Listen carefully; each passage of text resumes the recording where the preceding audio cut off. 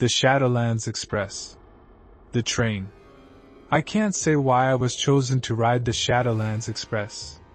Why me, and not the countless others who have sinned during their mortal lives? Perhaps all will be forced to face their demons in the end, I can't say for sure. But clearly the odyssey I was thrust into was not of my choosing. I wouldn't have boarded the ghost train if I'd known the horrors which lay before me. But despite the terror I've lived through and the people I've lost, I strangely feel like I'm a better man because of it. But I'm getting ahead of myself. There's not much I can tell you about myself. I'm not here to recount my life story. I never thought of myself as a bad person, but I've done bad things which resulted in people getting hurt. I've worked in the corporate world for most of my life and never had a problem with screwing people over to advance my career. My company has a culture of working hard, playing hard, and I was one of the greatest proponents of this hedonistic lifestyle. On the fateful night when I boarded the express, I had been out on the town, partying and drinking hard before making a mad dash for the last train home. Honestly, I remember little about the sequence of events that night, as it all passed by in a drunken blur. I vaguely recall running through an abandoned train station, buying a paper ticket from a dead-eyed attendant, sprinting down the platform, and jumping inside the carriage mere seconds before the doors slammed shut. I was panting and sweating by the time I entered the nondescript train carriage, but I felt satisfied because I'd made it just in the nick of time. I remember smiling as I collapsed down upon a cushioned seat at an empty booth, hearing the whistle being blown as the train slowly pulled away from the platform, gaining speed as it exited the station and proceeded along the tracks. I felt exhausted at that moment, physically drained by the night of drinking and the dash to the carriage. I loosened my tie, wiped the sweat off my brow, and tried my best to keep my eyes open. I didn't want to fall asleep because then I'd surely miss my stop. But try as I might, I simply couldn't fight the overwhelming urge, and slowly but surely I lost the battle, my eyes closing as I drifted off into a deep slumber. I don't know how long I was out for. It could have been minutes or hours, but I guess my sleepy interlude was long enough to allow the sinister powers to work their dark magic. I do remember what I dreamt during that brief slumber, surreal but surprisingly vivid dreams which chilled me to my core. I saw my ex-wife in a dark place, beyond my reach and suffering alone. Next, I found myself alone in the train carriage, running from end to end but finding no one who could help me. As my nightmare continued, I slammed my fists against the carriage door, screaming as I desperately tried to escape my rolling metal prison. But my efforts were to no avail, and I was trapped inside alone and afraid. I was awake in an instant, gasping for air as I shot up from my seat. I scanned from side to side, somewhat relieved to find I was still inside the train carriage and had simply suffered a bad dream. I groggily adjusted my eyes to the harsh strip lights, noting how the brightness inside the carriage compared to the darkness outside the carriage windows. The train was rolling past city streets, but not a light could be seen, not on the roads or any of the buildings. This struck me as odd, but I didn't dwell on it in that moment. Instead, I pulled myself up off the seat and stumbled down the aisle in search of a conductor. My fear at this point was that I'd missed my stop and would end up stranded at a remote station with no means of getting home. That would have been bad enough. But even as I took those first cautious steps down the carpeted aisle, I felt that something wasn't right. Call it a sixth sense or a primal fear of terrors long forgotten, but I believed I was in a strange and hostile place. Glancing back and forth, I found I was alone in the carriage. This was disconcerting but not necessarily surprising, as I was riding on a late-night train. The interior was unremarkable, quite ordinary in fact. The blue upholstered, Soft chairs were set around plastic tables, and tannoy speakers and CCTV cameras were visible on the ceiling above me. I could hear the steady mechanical hum of the engine and the movement under my feet as the vehicle sped ever onwards. But where we were headed, I could not say. It was only then that I looked out the carriage windows, observing the darkness on either side of the speeding train. I soon confirmed that there were no lights emanating from the outside whatsoever. None. Every building and every street were shrouded in darkness, with the only illumination coming from the train itself. I couldn't see any cars or vehicles either. In fact, there were no signs of people on the outside, and it seemed like we were traveling through an abandoned city, devoid of life. How could this be? I asked myself. Perhaps there was a city-wide power cut. That was a possibility. But, as I stood in the aisle and looked outwards, I began to feel increasingly uneasy as the scenes rolling by changed for the worse. Whereas before I saw tidy streets and well-maintained buildings, before long I was confronted by ruins and crumbling structures, a decaying urban landscape with weeds and vines slowly taking back the land. I was left gobsmacked, my jaw dropping and blood freezing as I observed an ever-deteriorating scene. I knew this city had its rundown areas, but nothing like this. I didn't understand what I was seeing or know where I was, and this uncertainty was truly terrifying. I felt so alone in that moment, like I'd been ripped out of the world and dropped somewhere dark, twisted, and bizarre, somewhere I didn't belong. Breaking myself from a fear-induced paralysis, I turned away from the window and slowly made my way down the aisle, heading for the doorway which led to the next carriage. More than anything in that moment, I wanted to find someone else, so I wouldn't have to face this nightmare alone. As it happened, I did stumble upon other passengers. But unfortunately, my new companions were just as confused and frightened as I was, and none of us yet knew why we were here, on board the fabled Shadowlands Express. Part 2: The Passengers. Anna was the first person I stumbled across. I don't know whether this was by accident or design, but she was in the next carriage along from me, and I stumbled into her as soon as I entered through the connecting door. Anna was a woman in her early 30s, her appearance striking even at first sight, and I couldn't help but feel attracted to her despite the precarious circumstances. Her skin was dark and hair brunette, and she wore a striped business suit and matching skirt, which made me think she'd come straight from work.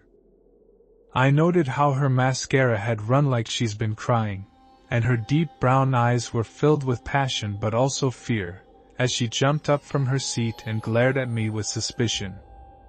"Who the hell are you?" she demanded, whilst backing up defensively. My eyes widened as I tried to understand why she was acting so hostile. But then I thought about it, realizing she was scared and had no idea who I was. And so I held my hands up defensively, trying to appear as non-threatening as possible whilst replying. "Take it easy, love. My name's Simon. I'm just a passenger like you. Fell asleep on my way home." Now I'm trying to figure out what's going on. The apprehension slowly faded from Anna's brown eyes and her shoulders relaxed as she breathed a sigh of relief. "Okay, I believe you," Anna replied slowly, speaking in the aisle as the train sped on past an increasingly bleak landscape. "My name's Anna," she confirmed. "I guess I'm in the same boat as you. Caught the last train home, fell asleep, and woke up alone in this carriage." She paused, looking fearfully out the window towards the ruined city shrouded by darkness. "I saw all this outside and thought I must be losing my mind. Either that, or someone spiked my drink back at the bar. But you see it too, don't you, Simon?"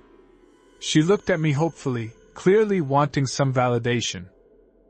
I glanced out the carriage window, observing the same disturbing scenes as the crumbling buildings turned into ruined foundations overrun with vegetation, and it seemed the last vestiges of civilization were melting away in front of our eyes. I could no longer deny or attempt to rationalize away this terrifying sight, because Anna was experiencing it too. "I see it," I finally confirmed, nodding my head solemnly as I continued to stare into the abyss. Anna must have decided to trust me, as she walked down the carriage aisle and stood beside me, placing her soft hand on my shoulder. Her touch brought me some small comfort in this chilling scenario, and I turned around slowly, looking into her expressive brown eyes and watching her soft lips as she spoke. "Simon, do you know where we are?" she asked nervously. I don't think Anna held out much hope, and I was destined to disappoint her. "No," I answered solemnly. "I'm afraid I have no clue." Anna broke eye contact, removing her hand as she nodded. "Well, we need to find someone who knows what's going on," she said with a newfound determination. "Let's search the other carriages. Find a conductor who can help. Or failing that, get to the driver's car and make him stop the train." "Yes, okay then," I said in agreement, following the woman as we slowly walked towards the doors leading to the next carriage. We didn't discover any train staff during our search, but we did find another 4 passengers, all of whom were in the same state of confusion and anxiety. First there was Dennis, a wily and highly strung man in his 40s who was on edge from the moment we met him, ranting, raving, and threatening whoever had put us in this unfortunate situation. Next we stumbled upon Zoe, a blonde-haired woman with fake nails and eyelashes, her face caked in makeup and her toned body clad in designer clothes. Zoe had a bad attitude and gave the impression she was above the rest of us. Jason was a better prospect, however, a tall and muscular man with short hair, firm eyes, and a steady smile. He spoke with some authority which gave me the impression he'd been in difficult situations before and knew how to keep his cool in a crisis. And finally we found Omen, a plump, middle-aged man who not only seemed harmless, but was also surprisingly unaffected by the craziness, shrugging his shoulders like this was all just a bit of bad luck. Personality-wise and in appearance, the 6 of us couldn't have been more different.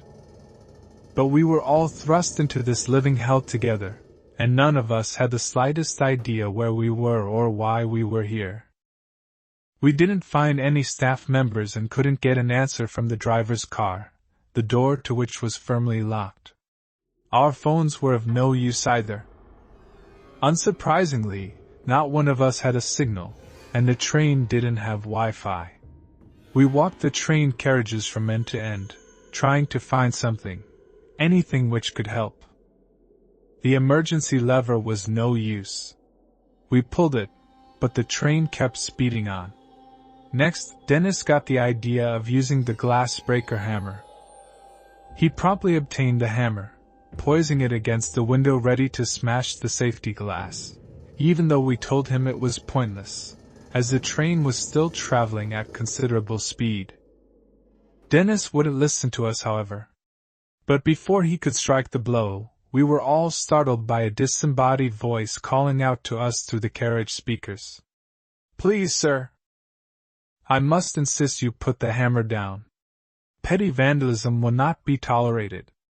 The voice was surprisingly polite but at the same time authoritative and more than a little sinister.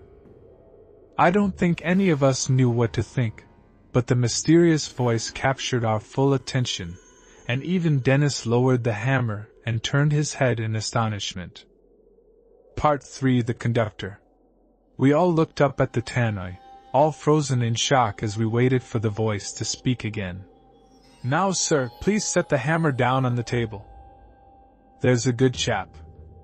The unidentified male voice was being deliberately patronizing, and I didn't expect Dennis to react well, and so I was surprised when my fellow passenger meekly complied with the instruction, dropping the glass breaker down with a dull thud.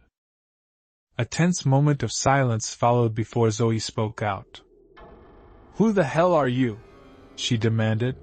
"And more importantly, where are you?" Clearly her question was directed towards the anonymous man communicating through the tannoy. I considered this pointless, as the speaker wasn't a two-way radio, and so surely he couldn't hear us. But once again I was surprised, because the disembodied voice did answer. "Well, madam, I am the conductor, of course. This train and you responsibility. The passengers are mine. And where am I, you ask? I'm right here where I've always been, riding the Shadowlands Express. This train is my home and always will be." His reply was cryptic and oddly chilling. I was left speechless whilst trying to understand the meaning behind the conductor's words, but Zoe talked back through clenched teeth. "There is no conductor on board the train," she snarled. "We've searched every carriage end to end." The conductor responded with a dry chuckle. "I assure you, madam, I am here. You may not be able to see my physical presence, but I can see and hear everything that occurs on board."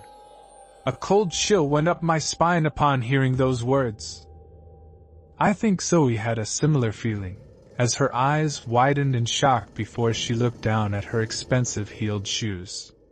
Jason was next to speak out. I noticed how he picked up the safety hammer which Dennis dropped, and when Jason spoke, his voice sounded calm and composed. "Why have you brought us here? And what do you want from us?" Jason had asked what we were all thinking, although I certainly feared hearing the answer. But the conductor once again used cryptic language which was open to interpretation.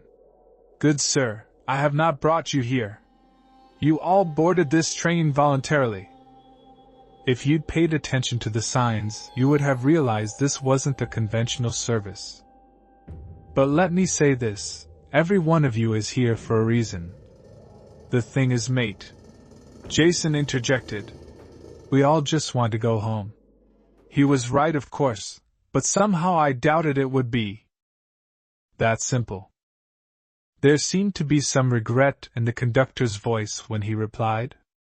"Understandable, sir. Very understandable. I wish it was in my power to bring each of you home right this instant. But alas, this is not possible. I can't guarantee the outcome of this journey, but I can promise two things. Firstly, none of you will be physically harmed on board my train.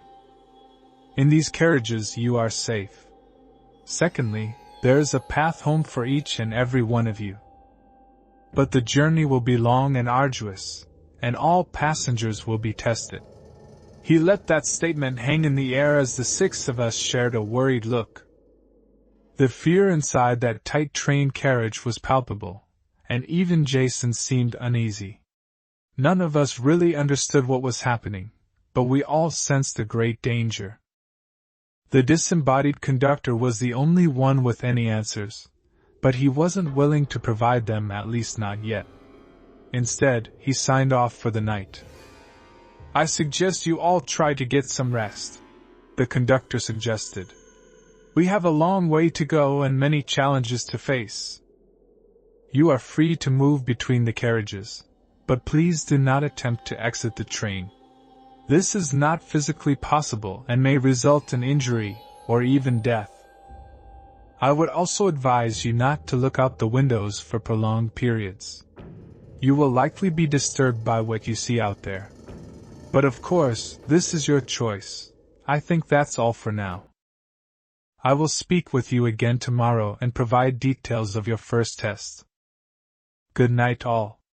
With that, the speakers went silent, and the conductor would not answer, no matter how many times we shouted and screamed in an attempt to get his attention. Eventually we settled down, sitting together in the middle carriage as we tried to come to terms with our insane situation. We talked for some time, exchanging outlandish theories on what this might be. The most persuasive argument was that we'd been placed inside some kind of twisted experiment, and perhaps we were hallucinating due to a psychedelic drug or gas. This seemed unlikely but just about plausible. Other possibilities discussed included alien abduction or a descent into purgatory. I found that last option particularly chilling. Were we all dead? I didn't think so. I still felt alive and had all the same urges, feelings, and bodily functions. Thankfully, there was a functional toilet on our speeding phantom train. We had 3 plastic bottles between the 6 of us which we could fill with water from the tap. Except Zoe refused to share her bottle, and Dennis insisted on drinking straight from the tap. There was no food on board the train, however, and this would become a problem the longer our journey dragged on. The conductor had told us not to look out the carriage windows, good advice but easier said than done. As the night went on, the ruined city was replaced by a dark forest, with tall trees on either side of the tracks. This vast wooded area went on for mile after mile, and the forest wasn't empty. Every now and then, we caught glimpses of dark shadows moving between the trees, large and unidentified creatures shaken from their slumber by the passing train. This was disconcerting, but worse still were the red eyes. We occasionally saw eyes burning in the darkness and glaring menacingly at our carriages, watching us until we sped out of sight. I can't speak for the others, but these sightings terrified me. I tried to avoid looking out the window as much as possible, but my gaze was often drawn to the black abyss. It was Anna who made the discovery which cast some light on our situation. She examined the ticket she'd bought at the station and found a message printed on the back. As it turned out, we all had a proverb or other communication written on the rear of our paper tickets, all unique and apparently personalized. We did not share our messages with the group, at least not on that first night. But I believe we were all shaken after reading those written words, perhaps even more so than the terrors we witnessed outside the windows. I can only speak for my own proverb, which read, "A false witness will not go unpunished, and whoever pours out lies will not go free." I struggled to control my emotions as I read those words again and again. I couldn't say for sure just yet, but I had an idea of why I was here. Part for the platform. None of us slept much that night. I did finally drop off due to sheer exhaustion, only to be plagued by dark and vivid nightmares. Awaking with a jolt, I found my companions still asleep, with the exception of Omen, who was looking out the window with an intense curiosity. I quickly noted that it was now morning, with the rising sun shining through the carriage window. I was relieved at first, as part of me had feared the morning would never come. But I felt less certain once I realized we were still traveling through a dense forest of seemingly endless trees, with no apparent signs of civilization. "It's been like this since dawn," Omen explained in almost wonderment, without turning away from the window. "No towns or villages, no people, no other trains or vehicles. Just an endless track with trees on either side of us."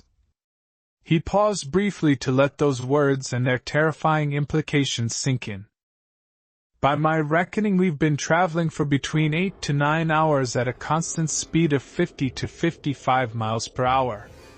We should have reached the coast hours ago. But I guess the geography on this world is different than on ours."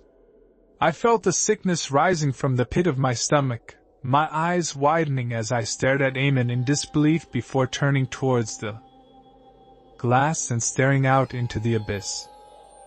The vast forest wasn't quite as intimidating during the daylight hours. Nevertheless, there was an eerie quality to those towering trees, a surreal and almost mythical feeling that awoke something primal inside of me. As crazy as it sounded, I believed Omen was right. We weren't in the home counties anymore. In fact, the train seemed to have left our dimension, bringing us to another world with its own rules and unique dangers. Thankfully, we did eventually reach the end of the forest later that morning, although our situation did not improve. The dense woods were replaced by mile after mile of rolling green hills, desolate, windswept, and seemingly empty moors set under grim gray skies. We didn't pass through any settlements during that long first day. The most we saw was the occasional stone cottage set upon an isolated hillside. Most appeared abandoned, but occasionally we spotted figures standing behind windows or in doorways, dead-eyed farmers and their families dressed in rags and observing our train as it sped past. And all stood solemn and silent, like they were watching a funeral procession. Every 50 miles or so we passed the platform. Our train never stopped or even slowed down, and there didn't seem to be any point in these platforms existing, as they were merely elevated walkways with nothing of note anywhere near them. The first couple of platforms we flew past were empty, but a solitary figure was standing on the third, an elderly woman with disheveled white hair, wrinkled skin, and wearing a blood-red dress. I remember the cold chill I experienced when I first saw her, a deep terror which I couldn't fully explain. We all watched her in silence through the carriage windows, noting the twisted smile on her lips as she followed our progress along the tracks, lifting her arm to wave at us in an act of horrifying mockery. We called this woman the Hag, and we must have seen her at least a dozen times during our long journey.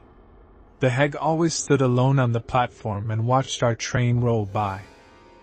Sometimes she stood in a silent vigil, other times she smiled and waved. But the worst occasions were when the Hag reacted with hostility to our presence, running along the platform with pure hatred in her eyes whilst screaming obscenities which we could not hear. I don't know whether it was the same woman every time or a series of doppelgangers. It shouldn't have been physically possible for an elderly woman to travel hundreds of miles in mere hours, but the recognized laws of physics didn't seem to apply in this world. The Hag stopped appearing as we approached sundown, only to be replaced by an even more sinister figure. As the light faded, we were confronted by a hooded man who stood upon the passing platforms, a figure dressed from head to toe in dark robes with his face covered. We called this chilling entity the Harbinger, although I feared he might represent something even darker. We never saw his face because it was covered by his hood. Still, we sensed the Harbinger was closely observing our progress through his realm. And he wasn't alone. The Harbinger was always accompanied by a huge white dog, more like a wolf in actual face, which he kept on a tight leash.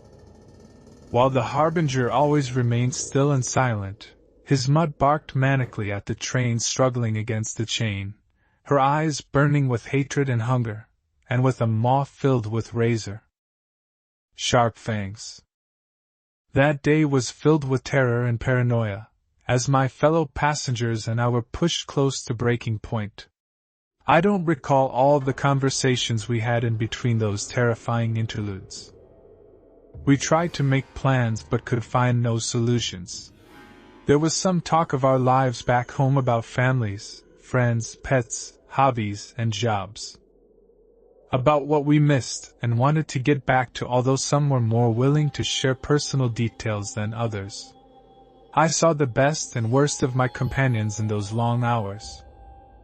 Jason revealed he was a former soldier, and he continued to try and take charge in the chaos, although in a practical sense he was effectively powerless. Dennis was continually on edge and prone to angry outbursts, which made him increasingly unpopular within our small group. Zoe wasn't much better spoilt and entitled. She kept insisting that she shouldn't be here, as if any of us had a choice. By contrast, Omen barely spoke at all, instead silently staring out the window like he was mesmerized by the bizarre sights beyond the carriage. I began to think that Anna and I were the only sane people on board, and we continued to bond and become closer despite the extreme stress of our situation. We made several attempts to gain the conductor's attention throughout the day, frequently shouting into the speakers but to no avail. The conductor ignored us throughout the day, only speaking to us again after dusk, when he communicated the instructions for our first test. "Good evening, passengers," the conductor suddenly exclaimed, his chilling voice booming through the PA system. We all jumped up, startled by the sudden intrusion. "Where the hell have you been?"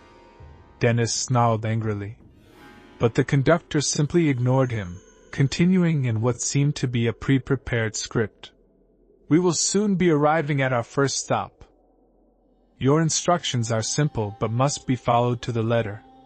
All passengers must leave the carriage and step onto the platform. Once you disembark, you will find provisions waiting for you. Feel free to stock up on food and drink. When you have done so, you must stay on the platform and await further instructions. Do not leave the platform under any circumstances.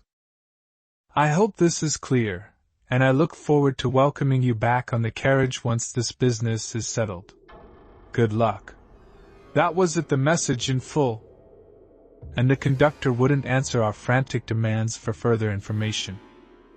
We wondered whether this was a trick, but sure enough, our train did begin to slow before finally coming to a halt beside a dimly lit platform. The carriage doors shot open, but none of us moved an inch. Fear entered my companion's eyes as the cold air from the outside hit us. In a sense, this was what we all wanted. The train had finally stopped after a non-stop journey over hundreds of miles, and the carriage doors were open. But still, none of us were in a hurry to disembark, not given the horrors we'd witnessed outside the train's windows. The conductor had given us clear and simple instructions, but how could we trust him? Still, there was an added incentive to step onto the platform. At the far end of the elevated walkway, we could see 2 vending machines stocked with crisps, chocolates, processed food, soft drinks, and bottled water. We had water on the train but no food, and hunger was starting to hit home. We debated for some time over whether to disembark and eventually voted in favor of this action. As Jason put it, "This conductor or whoever is running this thing, they hold all the cards. We need to follow their rules, at least for the time being. But sooner or later they'll slip up, and then we'll have our opportunity." Jason was the first to step off the train, closely followed by Dennis, and then the rest of us. It was a cold night, and the chill hit us after the relative comfort of the carriage. I also picked up on a foul smell in the air, a stench which seemed familiar but I couldn't quite place. But our prime focus was on reaching the vending machines. We didn't need to insert money, and could take as much food as we wanted. Once we tasted the produce and realized it wasn't poisoned, we filled our hands and bags with supplies, stocking up on as much as we could carry because there was no way of telling how long we'd be trapped on board the phantom train. With this task completed, we stood and waited, wearily glancing towards the dark trees beyond the lit-up platform as we waited for further instructions. "What now?" I asked, addressing my question to Jason. "We wait for orders, just like he told us," was his stern answer. "To hell with that." This was Dennis, and his blood was up again, his eyes filled with something close to madness.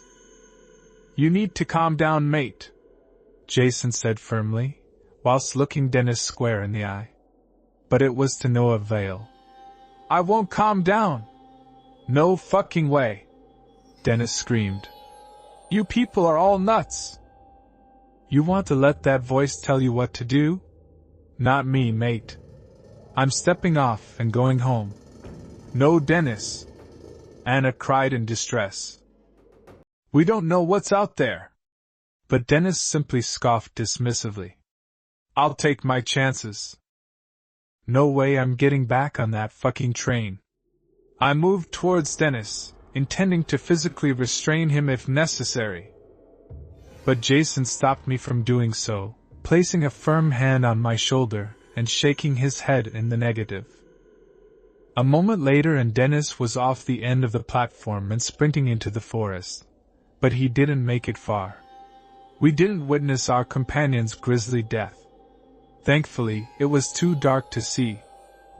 But we did hear every horrific detail, as the slaughter played out in the blackness. First came the low animalistic growl, followed by a chilling scream from Dennis, as he surely realized he made a terrible mistake. A violent rustling came from the bushes, Dennis continuing to scream frantically as the growling beast tore into him with teeth and claws, ripping flesh and cracking bones. Mercifully it was soon over, as Dennis stopped screaming and all we could hear was the sound of a body slowly being dragged away.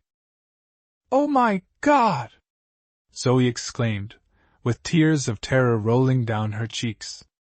A moment of shocked silence followed before the speakers attached to the platform's lamps burst to life. "The first test has now concluded. Please return to the train without delay." It was the conductor's voice and we all obeyed, quickly jumping back on board the carriage before the doors shut and the train started to move forward, leaving the cursed platform behind. 6 of us had disembarked, and only 5 had got back on board, with the reckless Dennis devoured by the beast. We all sat in stunned silence for some time as the train sped ever onwards. Eventually, the conductor provided an explanation of sorts. "Alas, Dennis is no more. He merely needed to obey the instructions, but instead he tried to run. Perhaps not surprising. In life, Dennis never held down a job, and he abandoned his wife and children. Running away was always in his nature. Then why test him?" Anna responded angrily. "You knew what he'd do, so what's the point?" "On the contrary, madam," the conductor replied coolly, "I had no prior knowledge of what Dennis would do. His actions may have been predictable, but Dennis had free will, as do all of you. You should bear this in mind during the trials to come." None of us had anything to say to that, the 5 of us sitting in wordless and fearful contemplation as our grim odyssey continued. Part 5: The Station House. The second day passed by pretty much like the first. Night turned to day, and dense forest was once again replaced by rolling hills. We continued to see the entities on many of the platform we sped past. The old hag became more aggressive, chasing the train as far as the end of the platform, screaming blue murder with pure, unadulterated hatred in her dark eyes. The Harbinger remained silent, although his presence was increasingly sinister, with his eyeless glare burning through us. And then there was the hellhound barking menacingly with a murderous rage. We couldn't help but notice the fresh blood pouring from the canine's fang-filled mouth. After a while we stopped looking out the window entirely, although we found little solace inside the speeding train. Dennis's death had hit us hard. We now realized how dangerous this place truly was. Hope began to fade, and I wondered whether any of us would make it home. We split into groups during the day, sitting in separate carriages and barely interacting. Surprisingly, Jason and Zoe formed a partnership despite their differences in personality and background. I think Zoe wanted a strong man who would protect her, and perhaps Jason needed someone to protect. Anna and I stayed close, holding each other as we slept and talked throughout the long day. I don't wish to share all we said and did whilst alone together. Some things should remain private. But Anna brought me comfort during those hellish hours, and I like to think I returned the favor. And finally there was the enigmatic Omen, who occupied a carriage by himself, still refusing to engage with the group. A familiar pattern emerged as the PA system remained silent until nightfall, bursting to life after dusk as the conductor communicated the instructions for our second test. "Good evening, passengers. I trust you have had a comfortable day's travel. I noticed how the conductor's tone sounded less enthusiastic and more subdued than it had previously been, like the ordeal was draining for him too. We will shortly be stopping at the station house. Here you will all face your next challenge. You should proceed into the lobby. There you will find 5 doors, one marked for each of you. Inside you will discover the reason why you are here. Facing your past sins is the first step towards redemption. Those of you who pass this test may re-embark for the final leg of our journey. I wish you good luck. Anna and I shared a look of fearful apprehension as the train began to slow. Do we have to do this? Anna asked nervously. I think so, I answered whilst taking her hand. And when the train stopped, we cautiously stepped off onto the platform, joining our companions as the 5 of us were faced with this fresh horror. The station house was dimly illuminated by the lamps on the platform, and there was a faint light shining within. The house was a red-bricked building with a slate-tiled roof. It looked Victorian in design and could have been abandoned for decades, although at the same time the structure appeared well maintained, with no visible signs of deterioration or decay on the outside. The 5 of us stood on the platform for a long moment, staring at the red-bricked house in terrified awe, like it held some kind of dark power over us.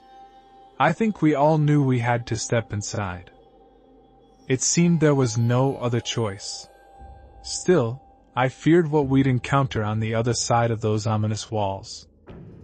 It seemed we all shared the same apprehension, all except for the ever-bizarre Omen, who stepped forward and marched towards the heavy front door, slowly turning the handle and stepping inside. The rest of us shared a look. Anna shook her head, tears in her eyes as she made a last-ditch attempt to persuade me not to enter.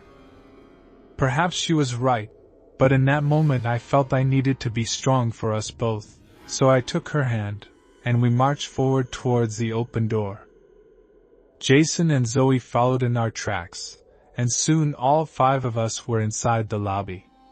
I jumped as the front door slammed shut behind us. Jason ran back, struggling with the handle before turning back to us in frustration. It's locked, he confirmed solemnly. Somehow, I wasn't surprised. With no way to exit, we were forced to survey our grim surroundings.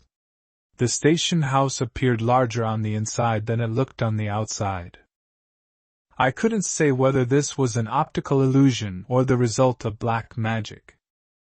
In any event, I forgot all about everything else when I glanced over to the far side of the lobby and saw 5 wooden doors, each marked with a name crudely written in red chalk: Jason, Zoe, Omen, Anna, and Simon. 1 doorway for each of us, me included.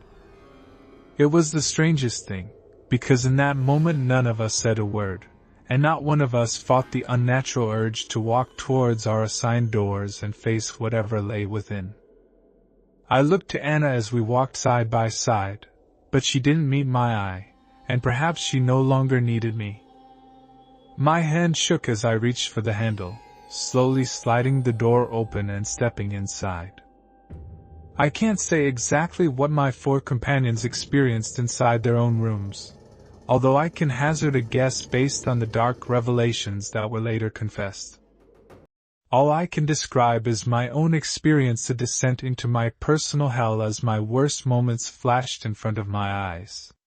Because what lay behind my door wasn't a room in a conventional sense. Rather, it was a journey into my sordid past, a mirror used to reflect my ugliest side and shine light on my worst sins. The good times came first, reminders of what I'd lost, or rather thrown away. I relived the first date I had with Kate, as vivid and real as when I first experienced it all those years ago.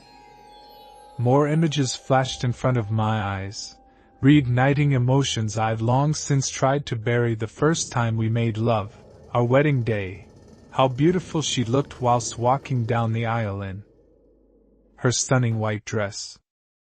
But then came the bad times, the complacency I had for my marriage even in the early days, as I worked late every night and left my Kate home alone. And next was the affair, the first illicit kiss with Cassandra at the office party, the night we spent together whilst away at that conference. It was gut-wrenching to see my moments of weakness played out again. Except it was worse this time, because I could see how it was for Kate, how much it hurt her. When she found out about my betrayal, her heart broke into two.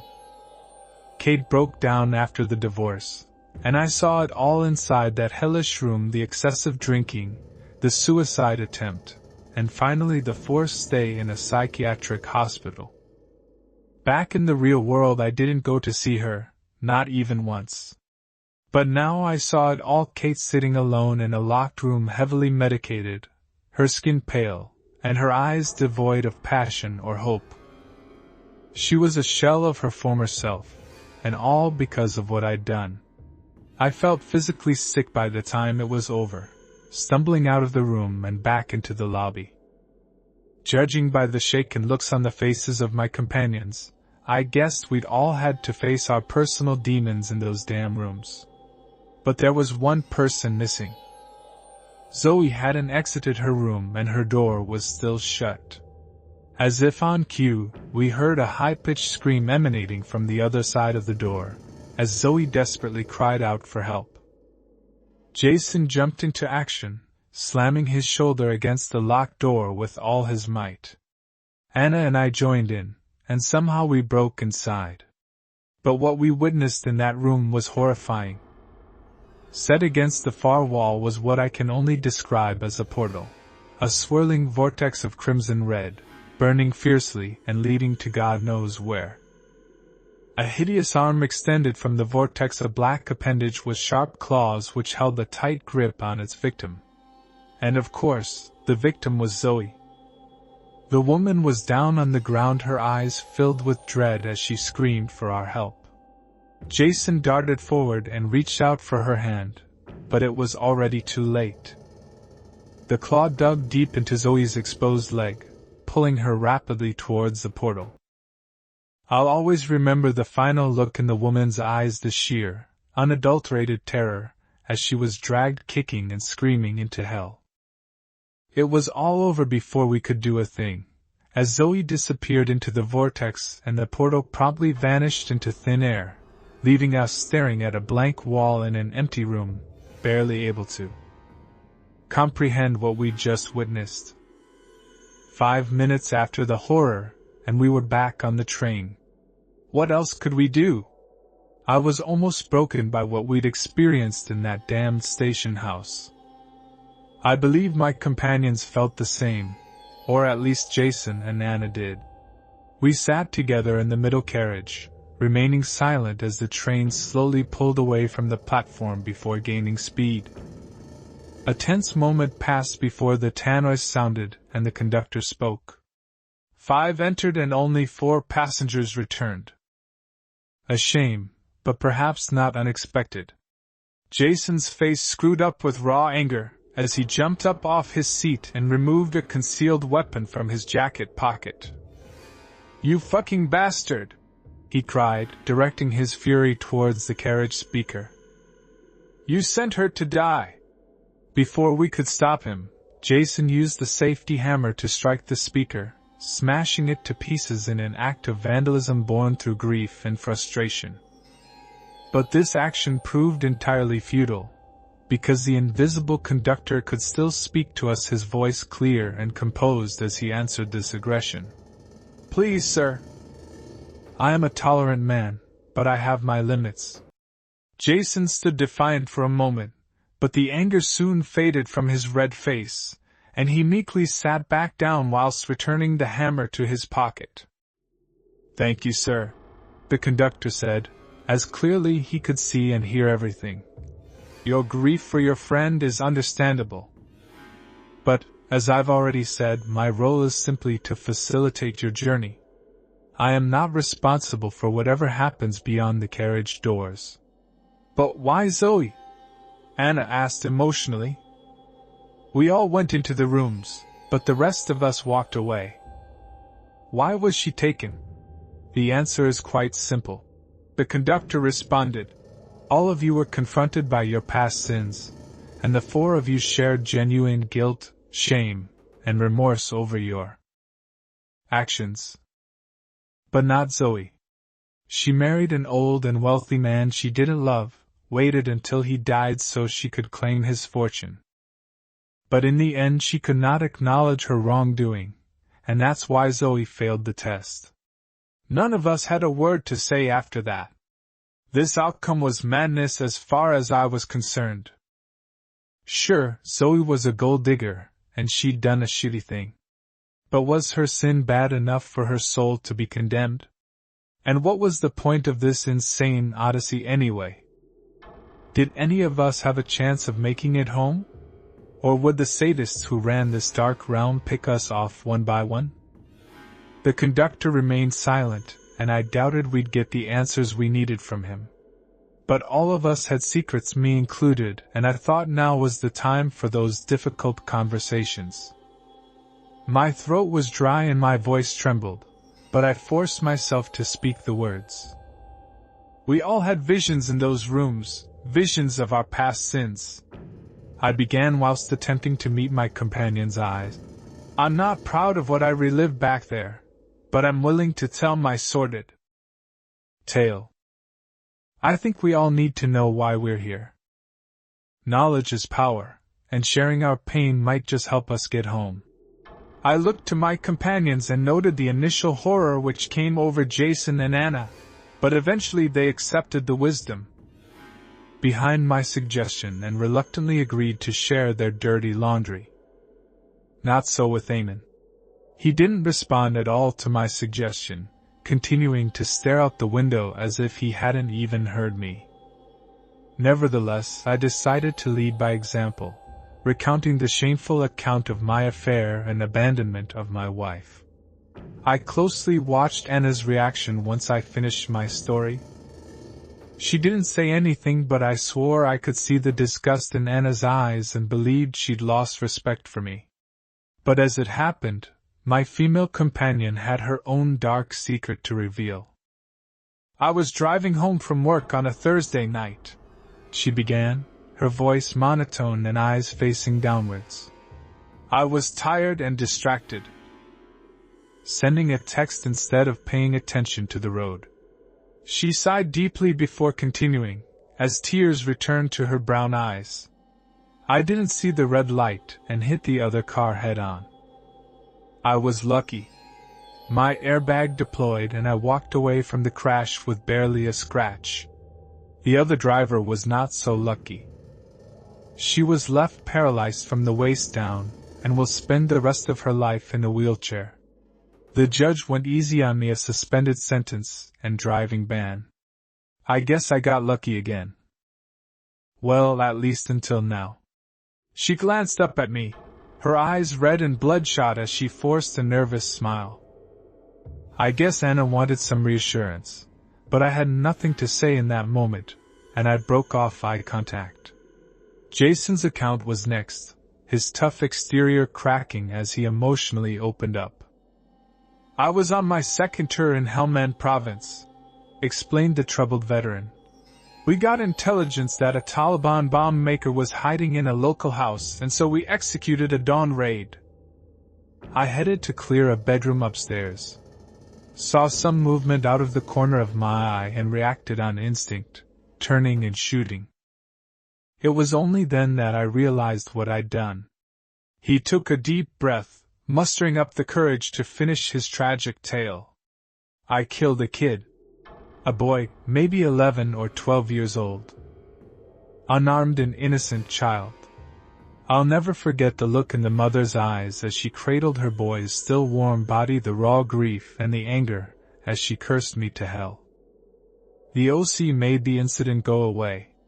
Collateral damage, that's what they called it. I never faced any charges, but I couldn't go back to combat after that. They gave me a medical discharge and sent me home. But that boy, what I did, it will haunt me to the grave. Jason looked out the carriage window mournfully, lost in his trauma and guilt. I wanted to say something but once again couldn't find the words. Instead I turned my attention to the ever-distant Omen, needing to slam my fist on the table to get his attention. "Hey mate!" I exclaimed, whilst meeting Omen's unfocused, bloodshot eyes. "You need to talk to us. The only way we'll get through this is if we work together." It was a cliched line but true nonetheless. But Omen was having none of it. He scoffed in contempt, jumping up from his seat and pushing his way out into the aisle. He began to stomp angrily towards the next carriage. But before doing so, Omen turned and met my eye, snarling as he delivered a cryptic and ominous message. "I know what I've done, and I know what I need to do to set things right. That's all you'll get from me."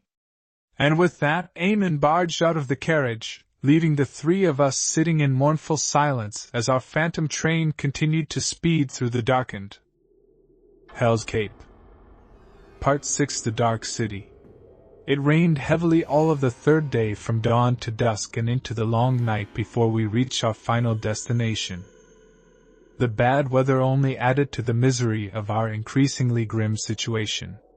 Our morale was broken and the four of us were physically separated, each sitting alone in our own carriages.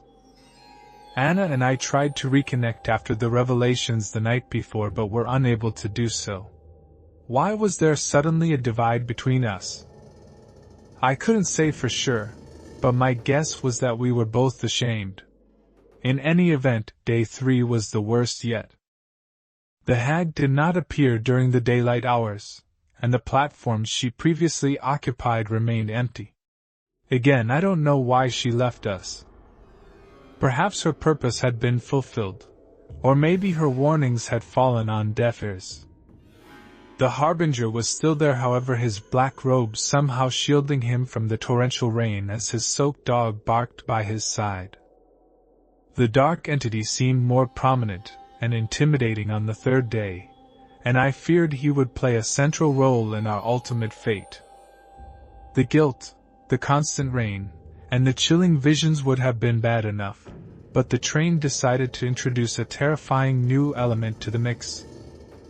As usual, the conductor didn't speak with us during the daytime, but others did. Disembodied voices echoed through the carriages, 2 voices in fact, one male and one female. They sounded familiar, and soon I made the connection. It was Dennis and Zoe. The 2 lost passengers were calling out to us from whatever Hell's Cape they'd been exiled to. For hours I was forced to listen my former companions' sporadic screams and pleas for mercy as they were subjected to unseen tortures. But worse still were the periods when Dennis and Zoe were lucid, and they spoke fondly of their fellow passengers on the Shadowlands Express. Sometimes they called us out by name, telling us that we'd meet again soon. In the end, we all congregated on the middle carriage as darkness fell, if only because we needed to support each other in the face of these many terrors. Even Omen seemed shaken by the voices, and I believed he may be willing to work with us. I can't describe how revealed I was to hear the conductor's voice coming through the tannoy shortly after dusk. Although predictably, he didn't have good news for us. "Good evening, passengers. We will shortly be approaching our final stop, Central Station in the Dark City. This train will terminate here. Please ensure that you take all personal possessions with you when you disembark. I thank you all for riding the Shadowlands Express." We all looked at each other in astonishment, hardly believing what we just heard. "What the hell does he mean?" Anna exclaimed in shock. "No, this isn't right," I proclaimed, my angry frustration boiling to the surface. "You told us that we'd get home if we followed the rules." There was a pause, and I swore I could hear a deep sigh from the other side of the line before the conductor eventually answered. "That isn't exactly what I said, sir. But I owe you an explanation nonetheless. I promised you would be safe on board my train, but our journey ends here." You should make your way to the Nexus station on the other side of the city to catch the connecting service. Consider this your third and final test." We all glanced out the window, noting how the dark woods were now replaced by bleak concrete buildings illuminated by harsh artificial lights. "So that's it then? We're on our own?" Anna asked fearfully. "I'm afraid so, madam," the conductor replied with some regret evident in his voice. "I wish I could do more. But I am a humble servant, and my place is here. The most I can offer you all is advice. Remember what you've learned here, watch your backs, and follow the signs. I wish you good luck." That was the last we ever heard from the enigmatic conductor, as the speakers went silent for the last time. The train drove past empty streets and grim buildings before eventually arriving at the so-called Central Station. But instead of a busy terminus one might have expected, we instead saw only empty, rain-swept platforms devoid of other trains or even a single passenger. We came to a slow stop alongside Platform 1 and the doors swung open, exposing us to the cold and damp outside. We all sat perfectly still for a moment, unsure of what to do next. As hellish as our journey had been, this train served as a safe haven, at least compared to the horrors beyond its doors. And every time we disembarked someone had died. We had no idea what dangers lurked out on the streets of this dark city. But whatever lay out there, it was surely our destiny, and we had no choice but to face it. Omen was the first to step off onto the wet platform, followed by Jason, then Anna, and finally me. I took one last mournful glance at the Shadowlands Express before the doors slammed shut, and we proceeded down the walkway. The station interior was clean, well lit, sterile, and entirely abandoned. We cautiously walked across the tiled floor, observing the empty ticket kiosks and vacant commercial stalls. We all noted the sign hanging over the building exit which read this way to Nexus Station. The conductor had told us to follow the signs, and Nexus was where we would catch our connecting train. In that moment Jason regained some of his former strength as he attempted to take charge of the situation. "Okay guys. We don't know what's outside those doors, but we must be prepared to defend ourselves. We need to search the station and find anything we can use as weapons." Anna and I looked at each other in concern, but Omen leapt into action, searching an empty food stall and soon unveiling a sharp kitchen knife. "Good man," Jason said with a nod before turning towards Anna and I. "Now we need to..." Jason never got a chance to finish his sentence. Omen moved so fast that we didn't even have time to shout a warning. He charged Jason from behind, brutally stabbing him in the back without a second's hesitation. Jason squealed in shocked pain as Omen pulled the knife out.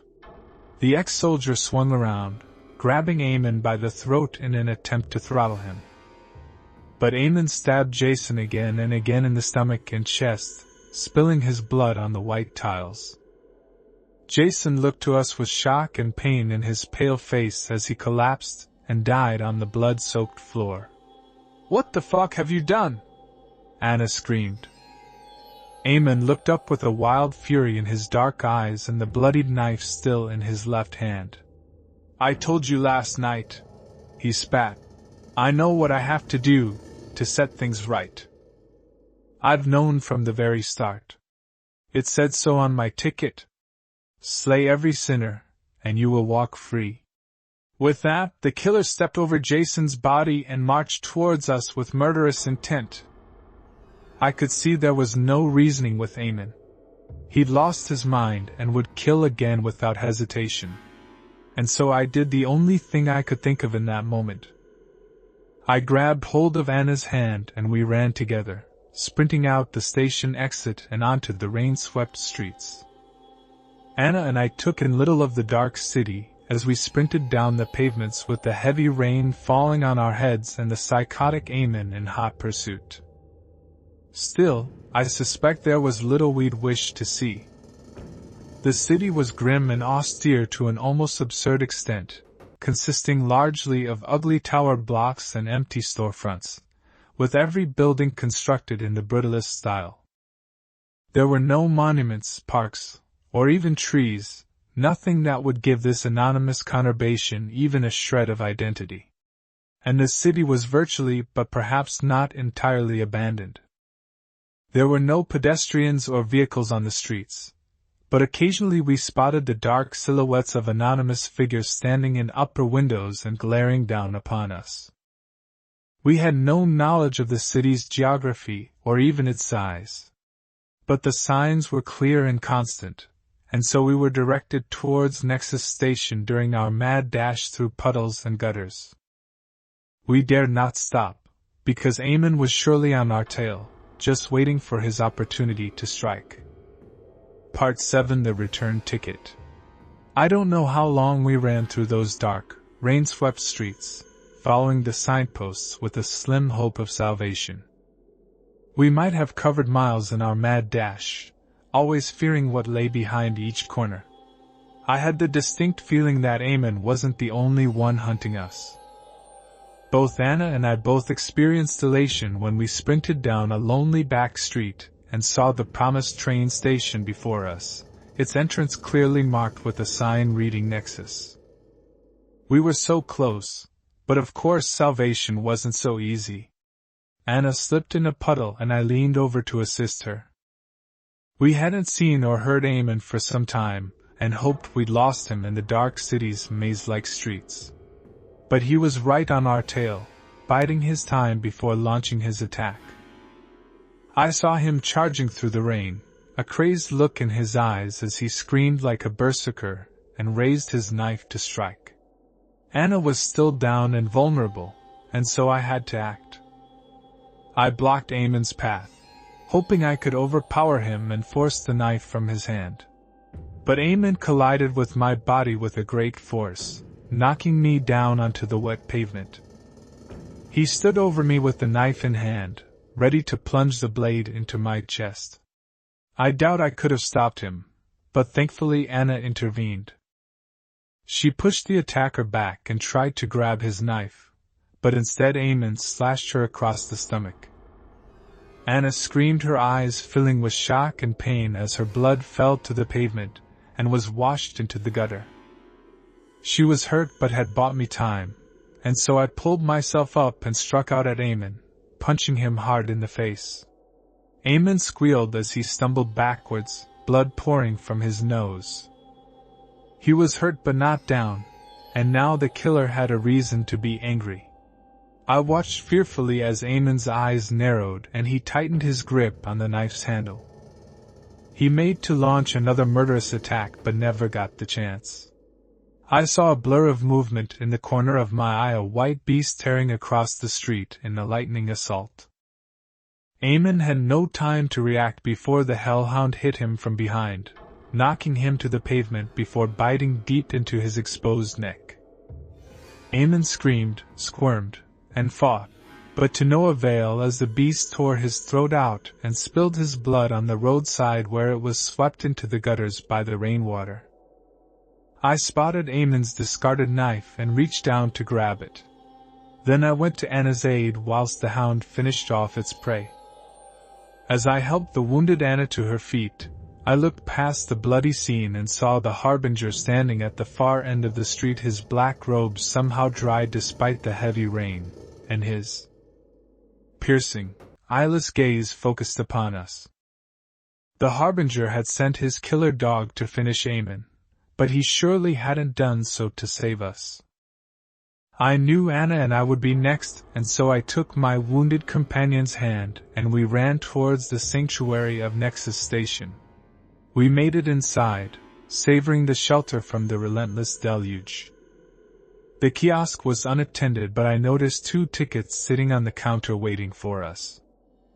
This couldn't be a coincidence, and so Anna and I grasped hold of the paper slips and proceeded inside the station, Anna groaning in pain as I helped her walk forward.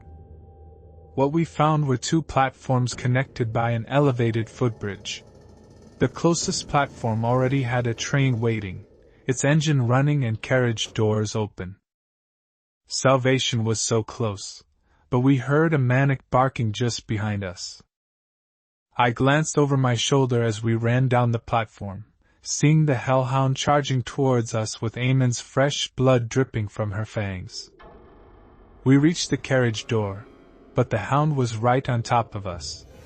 I made a split-second decision, shoving Anna inside just before the doors automatically closed.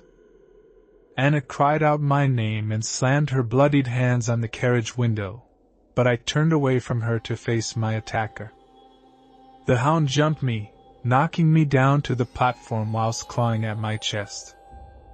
The beast went for my throat, but fortunately I still had the knife, which I used to frantically stab the dog in her side. The mutt yelped in pain, ending her attack and retreating down the platform, bleeding as she went. I watched fearfully from the ground, noting how the harbinger stood at the far end of the platform, always watching but not intervening. His hound retreated behind her master, licking her wounds. I had an opportunity to save myself and was determined to take it. But when I tried to board the carriage, I found the doors were still closed and the train was now moving, slowly but surely making its way down the platform. I looked through the carriage window and saw Anna on the other side, bleeding and crying as she called out my name. We were so close and yet couldn't reach each other. My heart was broken in that moment, but at least Anna was safe. I lost her gaze as the train pulled away, and then I was left alone on the platform with my assailants. I expected a second and probably fatal attack. But to my surprise the harbinger stood still, with the wounded and now docile hound by his side. They didn't attack, but the harbinger and his dog still blocked the platform. The train was gone, and so there was only one place I could go across the footbridge and over to the far platform. And so I made my way onto the bridge, clutching the claw wounds on my chest as I struggled with every step. But I fought through the pain and got to the far side, glancing wearily back to the first platform where the harbinger still stood. I had nowhere left to go, but salvation came when I had all but given up hope, as I looked up the tracks and saw the bright headlights of a second train approaching from the opposite direction, announcing its arrival with a blaring horn. I stood on the dark platform, awestruck as the empty train came to a stop in front of me before its doors swung open. I only hesitated for a second before stepping on board. I had no idea where the train was headed or what it had in store for me, but I reckoned anywhere was better than here. And so I embarked, nervously sitting at a table and looking back at the harbinger, feeling his burning glare upon me as he watched me leave his hellish realm. Because a moment later, the train pulled away from the station and sped down the tracks. I've been traveling for a few hours now, and the signs are good. We left the bleak dark city behind long ago before hurtling through many miles of forest.